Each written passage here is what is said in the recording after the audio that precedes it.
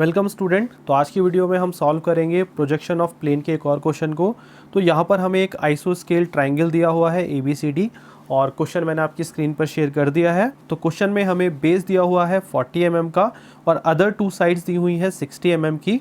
और ये जो हमारा ट्रायंगल है वो HP पर रेस्ट कर रहा है विद इट्स बेस यानी AB जो साइड है वो हमारी HP से हमेशा टच रहेगी। और जो हमारा जो प्लेन है उसका ट्रायंगल का वो हमारा 30 का एंगल बना रहा है HP के साथ। और जो बेस हमारा HP से टच है यानी जो AB साइड हमारी HP से टच है वो हमारी 50 का एंगल बना रही है VP के साथ। तो चलिए इस क्वेश्चन को स्टार्ट कर लेते हैं और स्टार्ट करने से पहले हम देख लेते हैं कि आइसोस्केल ट्रायंगल होता क्या है। तो ये देखिए मैंने आपकी स्क्रीन पर शेयर कर दिया है, यह है आपका आइसोस्केल ट्रायंगल। तो आइसोस्केल ट्रायंगल वो ट्रायंगल होता है जिसमें आपकी दो साइड इक्वल रहती हैं, जैसे कि आप यहाँ पर देख पा रहे होंगे ये वाली साइड इस वाली साइड के इक्वल है। तो हमें भी ये दो साइड दी हुई है 60-60 की और ये वाला बेस हमें 40 का दिया हुआ है। तो चलिए इसको स्टार्ट कर लेते हैं क्वेश्चन को। जैसे कि आपको पता है कि जो भी चीज़ हमारी HP पर रेस्ट कर रही होती है उसको हम इस साइड बनाते हैं। तो यहाँ पर हम ऑब्जेक्ट लेयर सेलेक्ट कर रहे हैं। इनिशियल सेटिंग में ऑलरेडी कर चुका हूँ ऑटोकैड की। अगर आपको ऑटोकैड की इनिशियल सेटिंग करनी है तो उसके लिए आपको डिस्क्रिप्शन में लिंक मिल जाएगा, वहाँ जाकर आप ऑटोकैड की इनिशियल सेटिंग्स कर सकते हैं। तो चलिए यहाँ पर मैं लाइन पर क्लिक करूँगा और यहाँ पर क्लिक करने के बाद नीचे की डायरेक्शन में 40 की एक लाइन ड्रॉ कर दूंगा। तो ये मैंने 40 की एक लाइन ड्रॉ कर दी है। अब ये हमारा बेस बन चुका है 40 का और हमें यहाँ पर दो साइड ड्रॉ करनी है 60-60 की। बट हमें एंगल नहीं मालूम कि ये जो ट्रायंगल है उसके ये एंगल्स क्या हैं। तो इसके लिए मैं यहाँ पर एक और प्रोजेक्शन लाइन ड्रॉ कर रहा हूँ सिर्फ हेल्पिंग के लिए, ताकि मैं उस ट्रायंगल को ड्रॉ कर सकूँ। तो यहाँ पर मैं मिड पॉइंट सर्च करूँगा। ये देखिए मिड पॉइंट दिखा दिया है सॉफ्टवेयर ने और यहाँ से स्ट्रेट एक लाइन आगे तक ड्रॉ कर देंगे। तो ये यहाँ पर मेरी लाइन ड्रॉ हो गई है। इसके बाद यहाँ से मैं एक 60 का आर्क कट करूँगा जिससे कि मैं ट्रायंगल को ड्रॉ कर पाऊँ। तो यहाँ पर मैंने सिलेक्ट किया सेंटर स्टार्ट एंड, ये वाला ऑप्शन सेंटर स्टार्ट एंड। तो सबसे पहले यहाँ पर हमने सिलेक्ट किया ये सेंटर है और यहाँ पर कहीं हमारा स्टार्ट पॉइंट होगा। बट जो लेंथ है वो हमें दी हुई है 60। तो 60 लिखने के बाद आप एंटर कर देंगे और आप जैसे ही कर्सर को मूव करेंगे तो ये देखिएगा आपका आर्क यहाँ पर लगना स्टार्ट हो गया है। तो ये हमारी यहाँ से यहाँ तक की 60 की डिस्टेंस होगी। अब आप यहाँ पर ऑब्जेक्ट लाइन पर क्लिक करेंगे, यहाँ लाइन पर क्लिक करेंगे और यहाँ से यहाँ तक लाइन ड्रॉ कर देंगे, ये यहाँ पर, और उसके बाद यहाँ से यहाँ तक लाइन ड्रॉ कर देंगे। तो ये दोनों अगर आप इनको मेज़र करेंगे तो ये दोनों लाइन इक्वल होंगी और 60-60 की होंगी। और ये जो एक्स्ट्रा लाइन है इसको हम यहाँ से ट्रिम कर देंगे। ट्रिम लिखने के बाद दो बार एंटर करना है और आप यहाँ पर क्लिक करेंगे तो ये पार्ट ट्रिम हो जाएगा। आप चाहे तो इस आर्क को भी ट्रिम कर सकते हैं, बट अभी मैं इस आर्क को ट्रिम नहीं कर रहा हूँ, वो इसलिए ताकि आपको इन फ्यूचर याद रहे कि ये आर्क हमने किस लिए ड्रॉ की थी।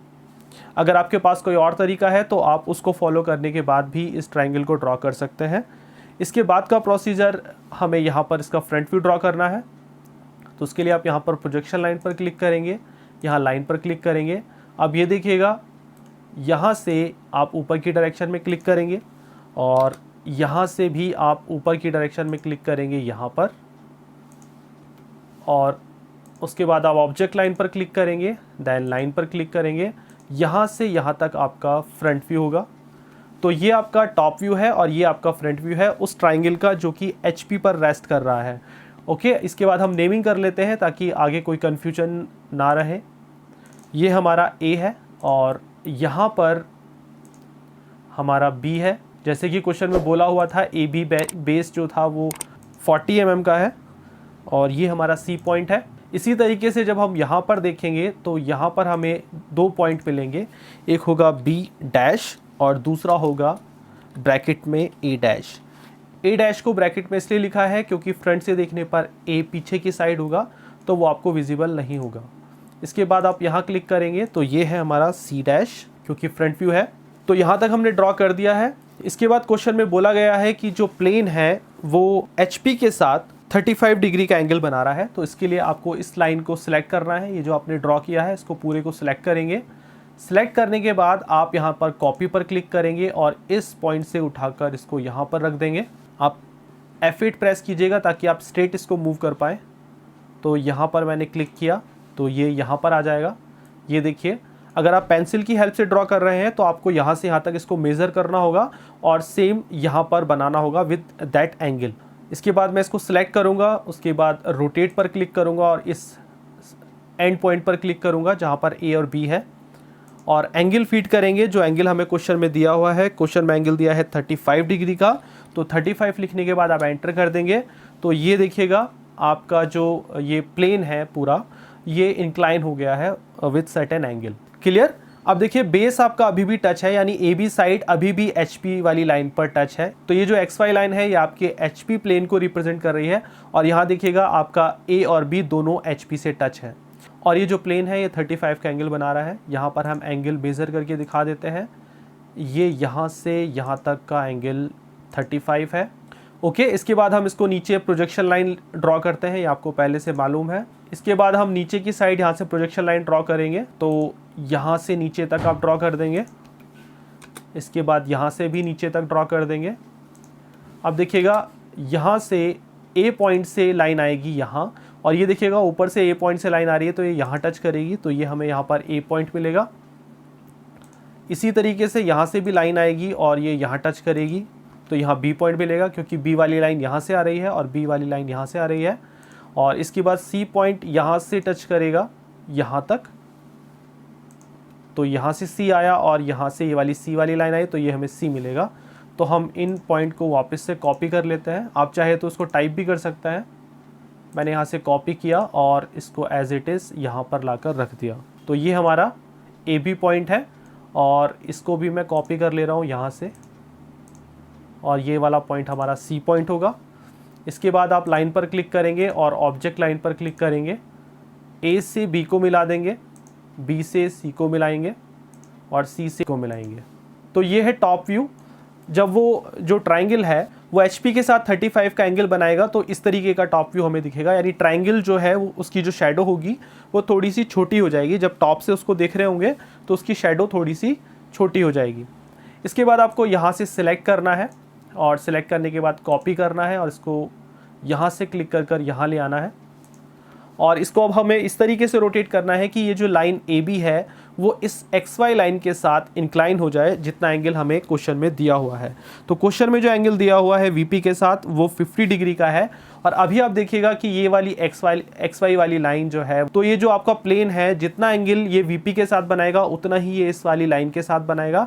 अभी ये 90 का एंगल बना रहा है, ये देखिएगा ये वाली लाइन जो ए बी वाली लाइन है ये 90 का एंगल बना रही है, यहाँ से यहाँ तक 90 का एंगल बना रही है क्योंकि ये परपेंडिकुलर है। तो हमें इस ट्रायंगल को कुछ इस तरीके से रोटेट करना होगा कि ये 50 का एंगल बनाए। तो यहाँ पर मैं इसको सिलेक्ट करूँगा, सिलेक्ट करने के बाद यहाँ पर मैं रोटेट पर क्लिक करूँगा, और रोटेट पर क्लिक करने के बाद यहाँ पर मैं इस बी पॉइंट पर क्लिक कर रहा हूँ, और आप देखिएगा कि इसको मुझे क्लॉकवाइज डायरेक्शन में रोटेट करना है, लाइक दिस। ये देखिएगा क्लॉकवाइज डायरेक्शन में रोटेट करना है, और अभी देखिए ये ए बी वाली लाइन 90 का एंगल बना रही है, तो मैं इसको इस तरीके से रोटेट करूँगा कि ये 50 का एंगल बनाए। तो क्लॉकवाइज डायरेक्शन में मुझे इसे इतना रोटेट करना है कि ये 50 का एंगल बनाए, तो मुझे इसे 40 रोटेट करना होगा क्लॉकवाइज डायरेक्शन में, तभी वो 50 का एंगल इस एक्स वाई लाइन के साथ बनाएगा। तो यहाँ पर हम -40 लिखेंगे। -40 इसलिए लिख रहे हैं क्योंकि क्लॉकवाइज डायरेक्शन में रोटेट हो रहा है। अगर एंटी क्लॉकवाइज डायरेक्शन में रोटेट कर रहे होते तो हमें नॉर्मली 40 लिखना होता। तो यहाँ पर हम एंटर कर देंगे और ये कुछ इस तरीके से रोटेट हो जाएगा, जैसे कि आप देख पा रहे होंगे। पहले मैं आपको एंगल मेज़र करके दिखा देता हूँ कि ये 50 सेट हो गया है या नहीं। ये देखिएगा ये एंगल 50 पर सेट हो गया है, बट अभी हमें इसको थोड़ा सा ऊपर मूव करना है, तो हम इसको सिलेक्ट कर लेंगे। इसके साथ साथ ये सी पॉइंट जो था इसको भी सिलेक्ट कर लेंगे और इसको थोड़ा सा ऊपर मूव कर लेंगे ताकि हम बाकी चीज़ों को ठीक से ड्रॉ कर पाएँ। तो यहाँ पर मैंने इसको सेट कर लिया है लाइक दिस। अब देखिएगा यहाँ पर एंगल मैं फिर से दिखा दे रहा हूँ, यहाँ से यहाँ तक यानी वीपी के साथ जो एंगल बनाएगा वो ये है 50 का, जैसे कि क्वेश्चन में हमें दिया हुआ था। तो इसके बाद प्रोजेक्शन लाइन हम ऊपर की डायरेक्शन में ड्रॉ करेंगे, तो मैं लाइन पर क्लिक करूँगा और यहाँ से प्रोजेक्शन लेयर सेलेक्ट कर लूँगा। अब देखिएगा ए से ऊपर की साइड हमें लेकर जाना है, लेकिन वहाँ तक लेकर जाना है जहाँ ए हमें मिलेगा। तो यहाँ पर मैंने क्लिक किया और ए वाली लाइन यहाँ से आएगी, तो ये हमें यहाँ टच करेगी, तो हम इसको यहाँ से यहाँ मिला देंगे, तो यहाँ हमें ए पॉइंट मिल जाएगा। और इसके बाद फिर से लाइन पर क्लिक करेंगे और यहाँ बी से ऊपर की डायरेक्शन में लेकर जाएंगे, तो वो भी हमें यहाँ मिलेगा क्योंकि बी वाली लाइन भी यहीं से आएगी। इसके बाद सी पॉइंट हमारा ये है यहाँ पर, तो यहाँ से हम ऊपर लेकर जाएंगे और देखिएगा सी पॉइंट हमें यहाँ मिलेगा। तो इसका आप एक बार कर्सर यहाँ लेकर आएंगे और वापस लेकर जाएंगे तो आपको ये गाइडिंग लाइन मिल जाएगी ग्रीन कलर की। आपको यहाँ क्लिक करना है और उसके बाद यहाँ से यहाँ मिला देना है। तो आपको तीनों पॉइंट मिल गए हैं। इसके बाद आप ऑब्जेक्ट लेयर पर क्लिक करेंगे और लाइन पर क्लिक करेंगे। यहाँ आपका ए पॉइंट है, यहाँ आपका बी पॉइंट है, यहाँ आपका सी पॉइंट है और ये वापस से आपका ए पॉइंट। तो ये है आपका कंप्लीट आंसर। ये आपका फ्रंट व्यू होगा और ये आपका टॉप व्यू होगा उस आइसोस्केल ट्राइंगल का जिसका बेस आपका 40 mm का है और उसकी जो दो साइड है वो 60 mm की है और उसका जो लैमिना HP के साथ एंगल बना रहा है वो 35 का। ये देखिए ये 35 का एंगल बना रहा है और VP के साथ ये 50 का एंगल बना रहा है। आप चाहें तो यहाँ पर डायमेंशन शो कर सकते हैं जो क्वेश्चन में दी हुई थी। आप लीनियर पर क्लिक कीजिएगा, यहाँ पर क्लिक करेंगे और उसके बाद यहाँ पर क्लिक करेंगे तो ये डायमेंशन आपको 40 की दी हुई थी तो ये आप 40 दिखा सकते हैं। इसके बाद आप यहाँ पर अलाइन पर क्लिक करेंगे और यहाँ क्लिक करेंगे।